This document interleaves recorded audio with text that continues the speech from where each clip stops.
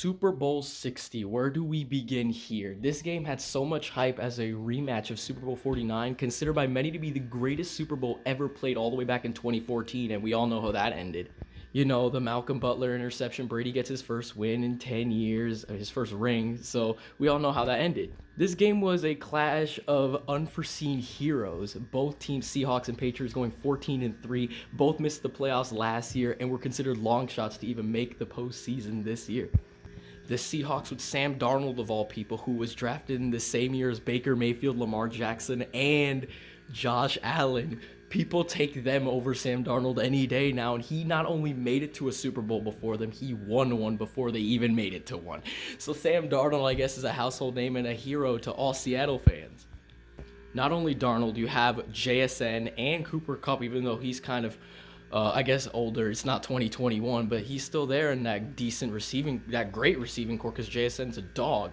But then you have that strong running back room with Kenneth Walker and Charbonnet. Although Zach Charbonnet was hurt in the divisional round and missed the rest of the postseason, Kenneth Walker carried him on his back. A career-high 135 rushing yards to win Super Bowl MVP, the first running back to win Super Bowl MVP since Terrell Davis all the way back in 1997. And I haven't even talked about the defense, but we'll get to that in a moment.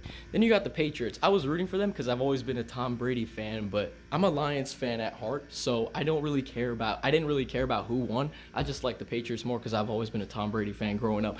But the Patriots, man, 14-3. Mike Vrabel did something to that team. They were 4-13 the last two seasons. And now Mike Vrabel took him to 14 wins. Second-year QB Drake May leading the way with a strong running back core in Travion Henderson and Ramondre Stevenson. Stephon Diggs led the team in receiving yards as a veteran, even though he's not at the peak of his game anymore like he was in, say, 2020 or 2021. And they have a strong defense with Christian Gonzalez and a strong linebacker core. Both teams had first-round byes, and for the first time, the Patriots made it to the Super Bowl without Tom Brady since 1996 when Drew Bledsoe was with the team. Here's the thing, people are going to say the game was a snoozer and boring, similar to Super Bowl 53, which was the Patriots and Rams 3-3 all the way until the fourth quarter, where the final score was eventually 13-3 Patriots. This game was actually, I enjoyed watching this game, although it was boring, but that's to all the fans out here, for the newest generation of NFL fans, that all they want to see is just a bunch of points scored. They don't care about the defense. It's just like arcade mode in Madden or something. They're just interested in shootouts. Whoever's going to get the ball last and whoever can score the most points to humiliate each other's defenses. To me, that isn't fun. When you play Smash Mouth football and all it is the offense has to capitalize under the pressure of a super difficult defense that's just pounding on them for both teams, that for me really showcases the true talent of each team and showcases which team is actually better. Now, the score 29-13 may look like the Seahawks kind of destroyed the Patriots. In reality, it was actually a much closer game. And I'll give credit to the Patriots defense. They actually did their job. They showed up and were able to shut them down on multiple drives. The opening drive was a Jason Myers field goal, and eventually it went to 6-0, 9-0, 12-0. Although they forced 4 field goals, 12 points, they didn't let them touch the end zone once. They kept Drake May in this game. Of course, there were a few instances where they folded, just like the only touchdown pass that Sam Darnold threw to A.J. Barner to make it 19-0. But still, it's only 19 points. A touchdown right away, and the Patriots could get back in this game. And that's exactly what happened when Drake May threw that absolute dime to Hollins over there in the end zone from, what was that, like a 40-yard touchdown pass? Just like that, it's 19-7. And the Patriots defense continued to do their job. Christian Gonzalez led the way with a bunch of pass deflections. He should have had at least one interception, but hey, you know, sometimes you can't always catch the ball in those angles. But the Patriots offensive line, what happened to the offensive line? I know there's 2 rookies on the left side, but oh my goodness, you need to perform better than that. Drake May got forced out of the pocket and was pressured, I think, on 99% of every single play during Super Bowl 60. Getting sacked like 6 times, nearly a record high in the Super Bowl. I think the record is 7 right now, so he was really close to that. He couldn't move. He was basically trapped. He couldn't throw the ball. He had no time in the pocket at all.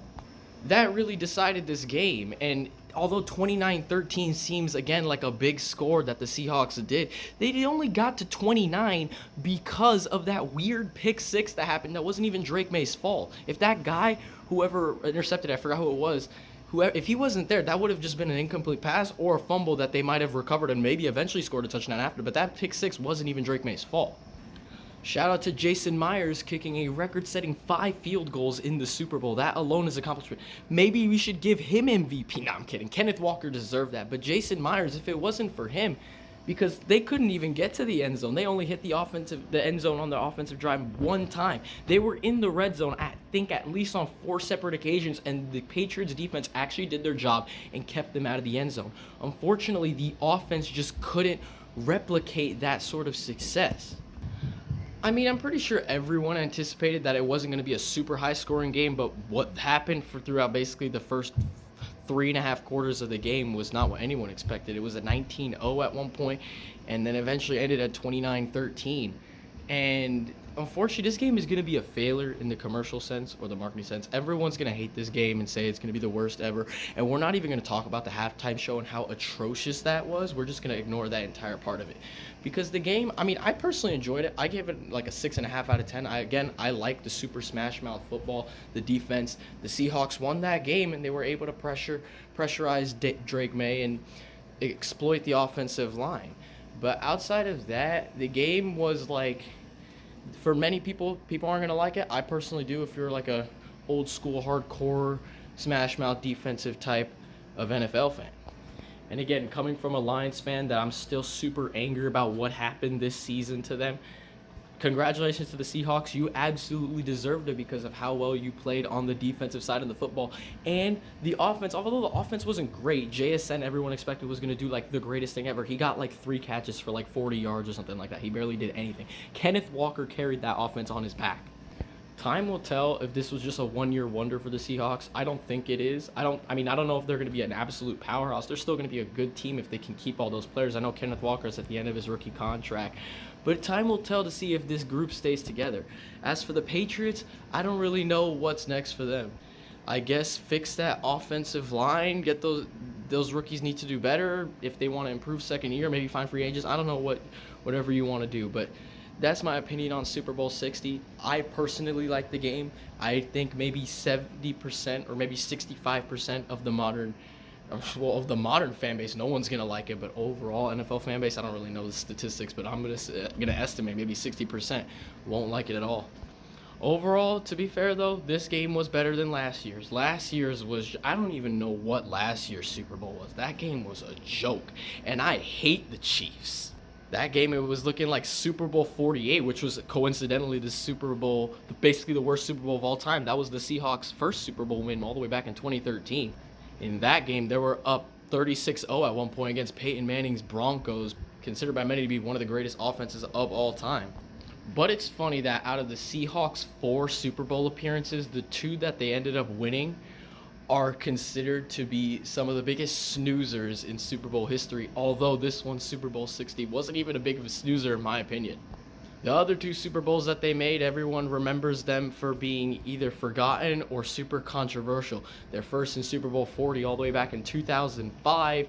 Everyone knows Super Bowl 40 as probably one of the worst officiated games in Super Bowl history, while Super Bowl 49 in 2014, well, Malcolm Butler is the reason why they still have 2 rings only. Anyway, I'm not going to dwell too much into history. That was my opinion on Super Bowl 60. I gave it a 6.5 out of 10. Way better than last year's, because last year's was just ridiculous, and I hate the Chiefs. But this game was very decent in my opinion. Congratulations to the Seahawks. You deserved every single bit of that Super Bowl confetti, I guess. As for the Patriots, better luck next year. You guys played well, but they just outplayed you guys. So I don't really know what to tell you. Do better, I guess. Anyway, hope you liked that video. Hope you like my thoughts. Please like, please subscribe, and I'll see you in the next one.